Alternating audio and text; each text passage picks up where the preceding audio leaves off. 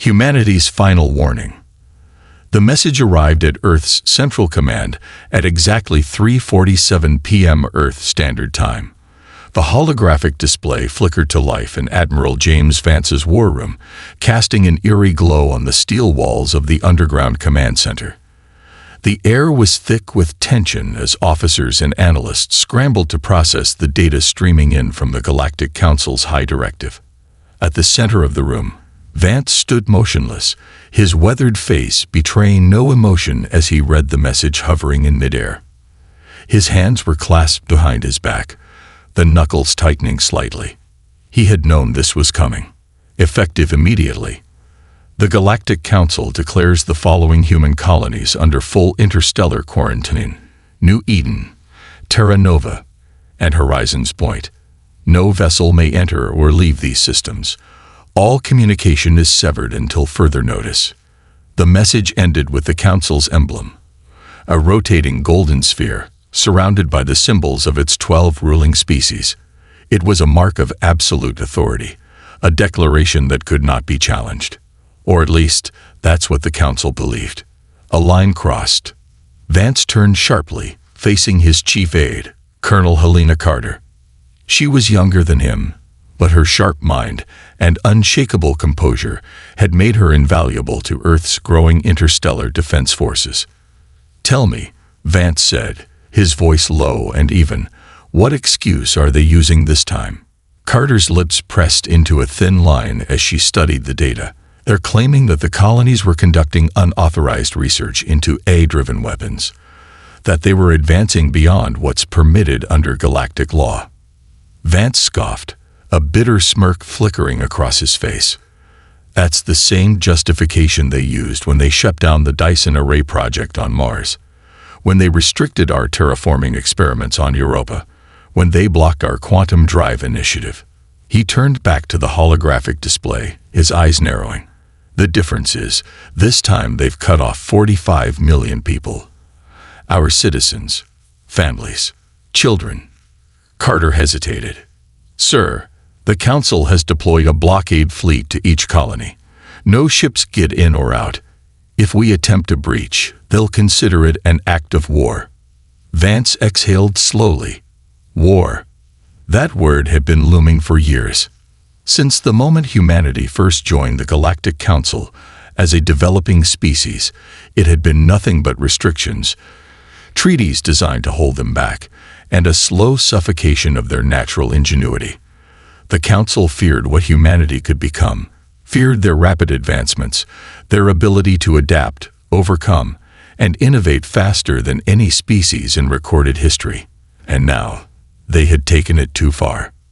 Vance turned to the comms officer. "Patch me through to Ambassador Callahan on Zenar 4.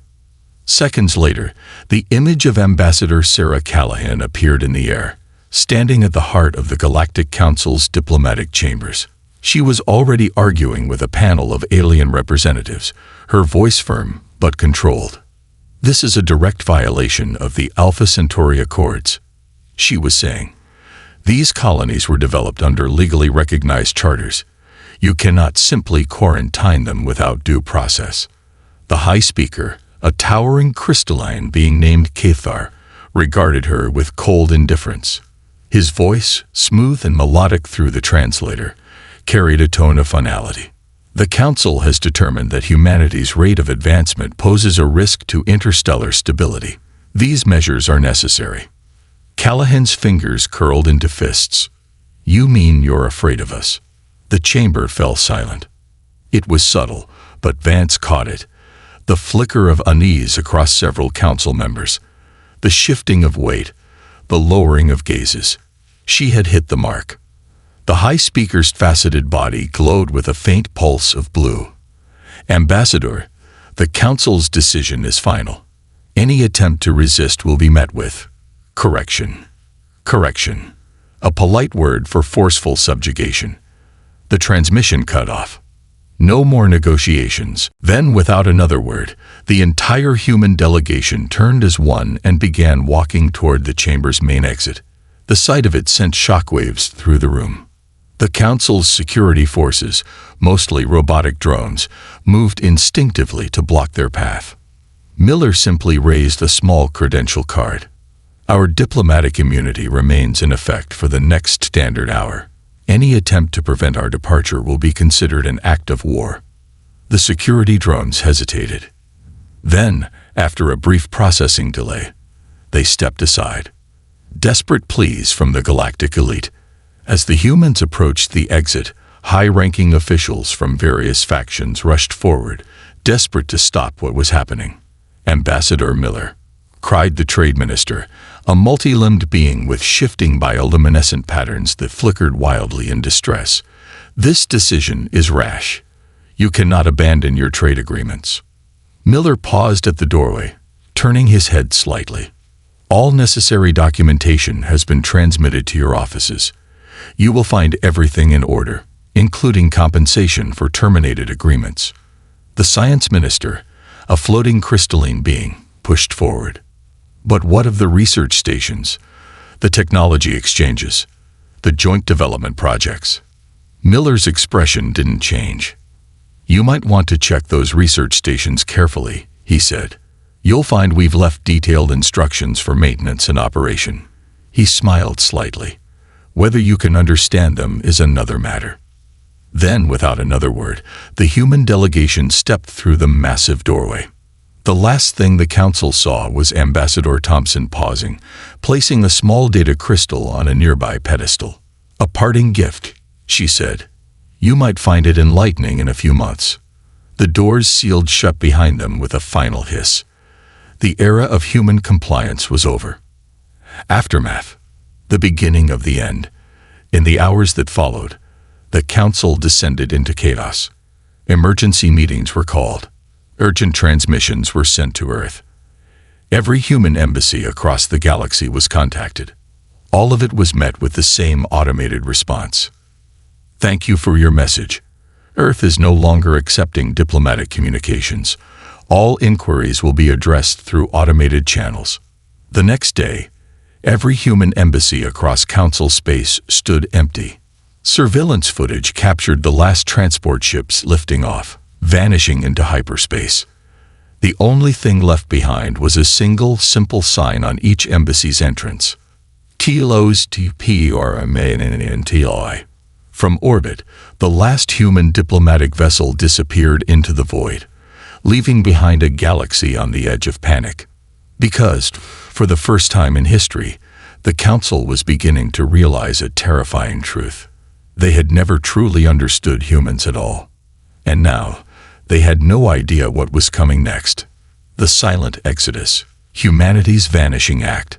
The shockwave of Earth's withdrawal spread across the galaxy faster than light itself.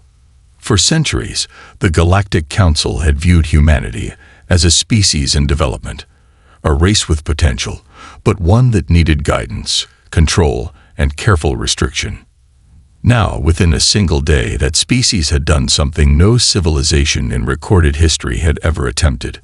They left. Not just politically, not just diplomatically.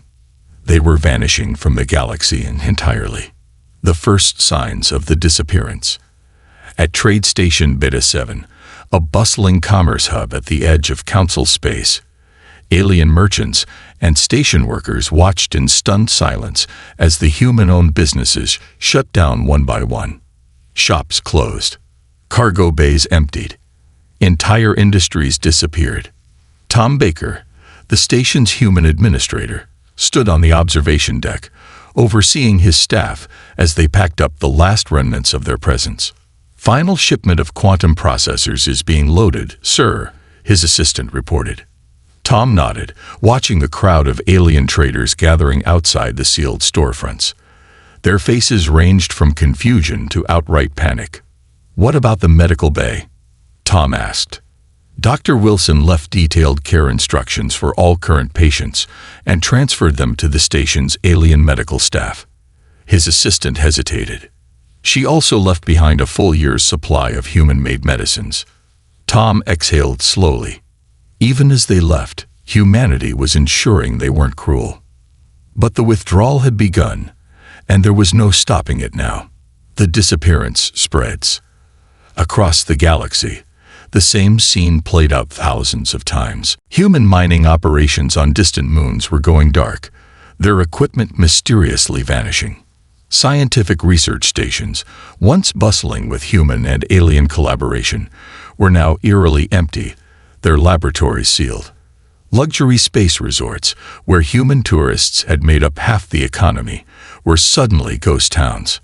On Paradise 3, a resort world famous for its golden beaches and triple moons, hotel managers watched helplessly as their entire human guest population vanished overnight.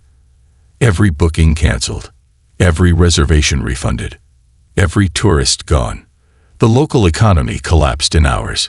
In the corporate sectors, human-owned companies enacted simultaneous, coordinated sell-offs, transferring all their shares to alien holdings at prices far below market value. For some, it was a windfall, an opportunity to seize human-built industries for a fraction of their worth. For others, it was a terrifying realization. This wasn't a temporary diplomatic protest. This was a complete and total exodus. Humanity wasn't just leaving the Council. They were leaving everything. Confusion turns to fear. At the Galactic Council's intelligence division, alarms were blaring. Senior analyst Reed, an ancient energy-based lifeform encased in a metallic exoskeleton, stared at the holographic display in front of him. "Play it again," he ordered. The system obeyed, replaying the last 5 years of human purchasing records. What had seemed like random transactions now formed a terrifying pattern. "Overlay all purchases of quantum-gray titanium," Reed commanded. The display lit up with thousands of points. Tiny, seemingly insignificant acquisitions spread across multiple sectors. Each transaction had been below the threshold for Council oversight. Individually, they were nothing. Together, they showed that humanity had quietly stockpiled enough titanium to build a fleet larger than the entire Galactic Defense Force. Now overlay the energy crystal acquisitions. Another pattern appeared. "By the stars," Reed whispered. Humanity had been buying massive amounts of power generation materials for decades and hiding the scale of it by spreading the purchases across different regions. They planned this. Reed turned to his superior. "We never contained them. They let us think we did." The research stations were never theirs. Meanwhile, in another sector of the Council's headquarters, Technology Inspector Davis, a crystalline being, was having a crisis of his own. He had spent the last 12 hours reviewing the maintenance logs from joint human-alien research projects. Something wasn't adding up. "Chief Inspector," he called, his voice crackling through the air. His superior drifted over. "What is it?" Davis pointed to the screen, his crystal body flickering with nervous energy. "Look at these schematics the humans provided for our quantum drives." The chief inspector examined the files. "What about them?" Davis took a deep breath. "They're outdated." "What?" Davis zoomed in, overlaying human technical documentation with current Council research. They were teaching us false technology. The truth hit like a meteor impact. For years, the Council had believed they were the ones holding humanity back. In reality, humanity had been feeding them lies. They had given the Council just enough technology to keep them comfortable, while hiding their true advancements. They outplayed us. The chief inspector's glow dimmed with horror, and now they've disappeared. The last human outpost vanishes. At the final human diplomatic station, Ambassador Daniel Roberts stood in the empty halls, deleting files from the mainframe. Outside, Council security forces were waiting, ready to storm the building the moment his diplomatic immunity expired. He wasn't worried. Everything valuable had already been erased. Every classified project, every hidden development, every advancement Earth had concealed for years, all gone. As he walked toward the landing pad, he passed through rows of abandoned offices, each bearing a small plaque. "Humanity thanks you for your cooperation. Goodbye." Outside, a final transport ship waited. The moment Roberts stepped aboard, the station's systems powered down. The building was now useless.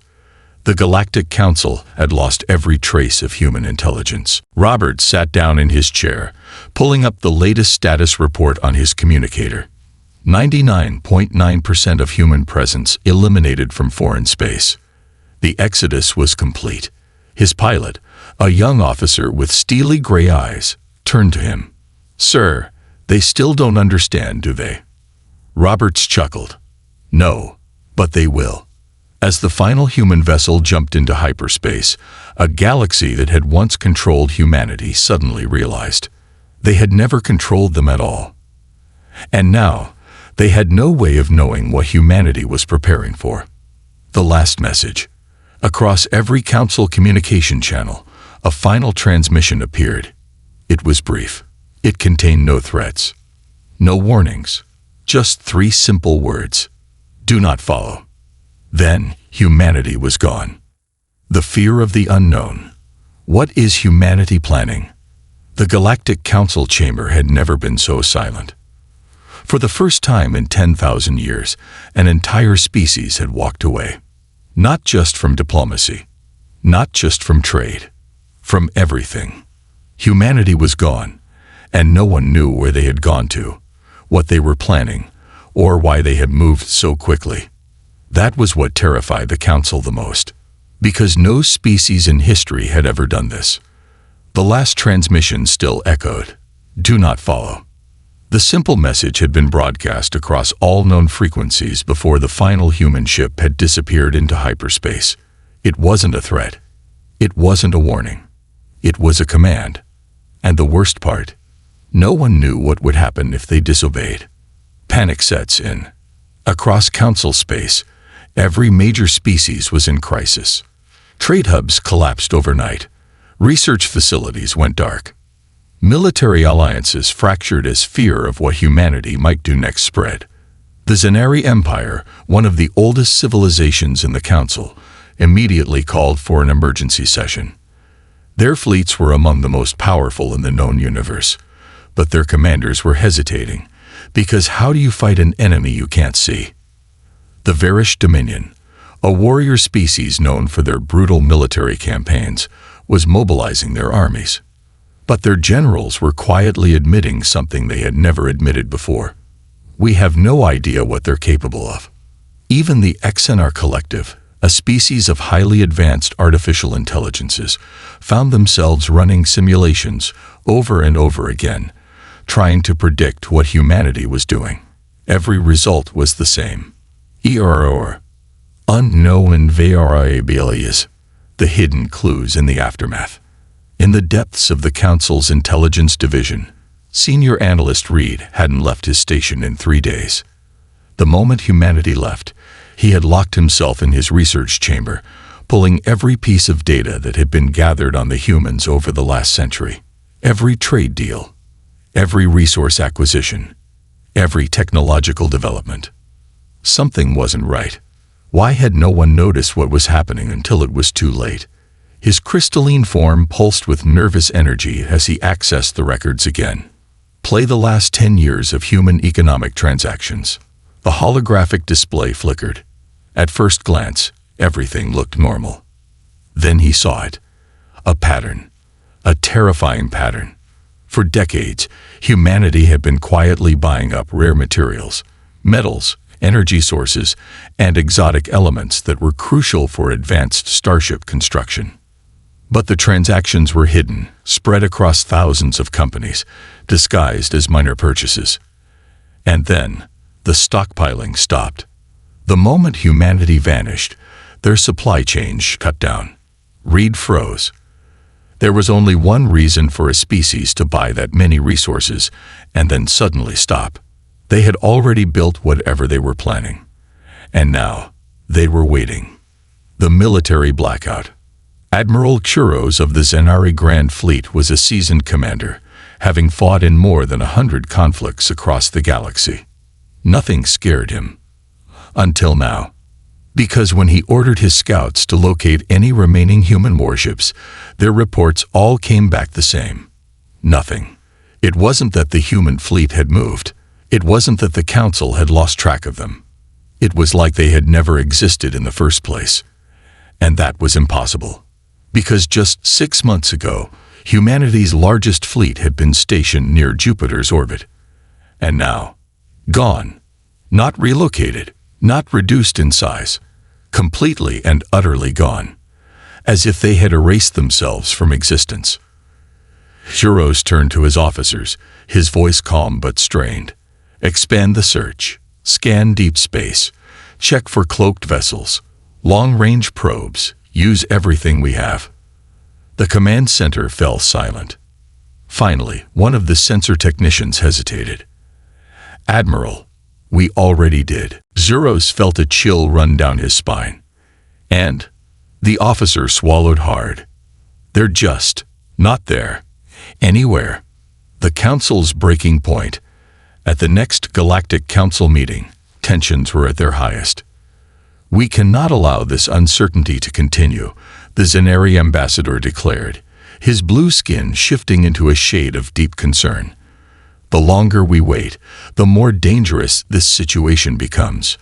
Dangerous, scoffed the Varish warlord representative. We are the Council. If the humans refuse to respond, we will make them respond. A murmur spread through the chamber.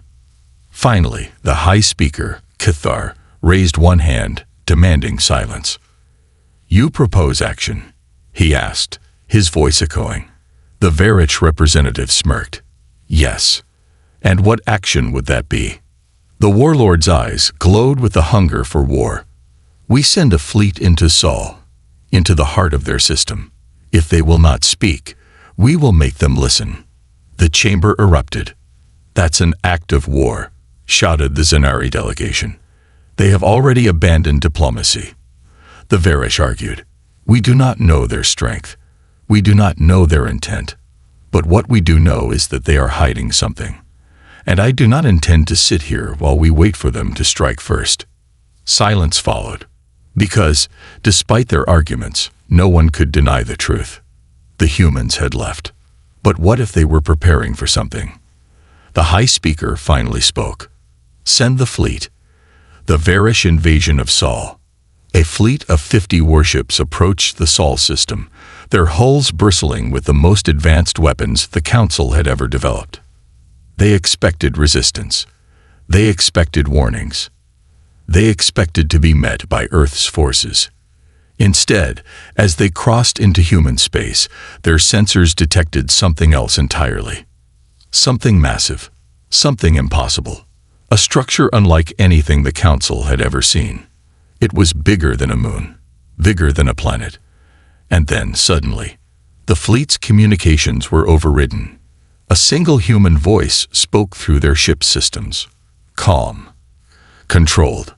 We told you not to follow. And then, the fleet disappeared. 50 warships erased from existence. No explosions. No distress signals. No debris.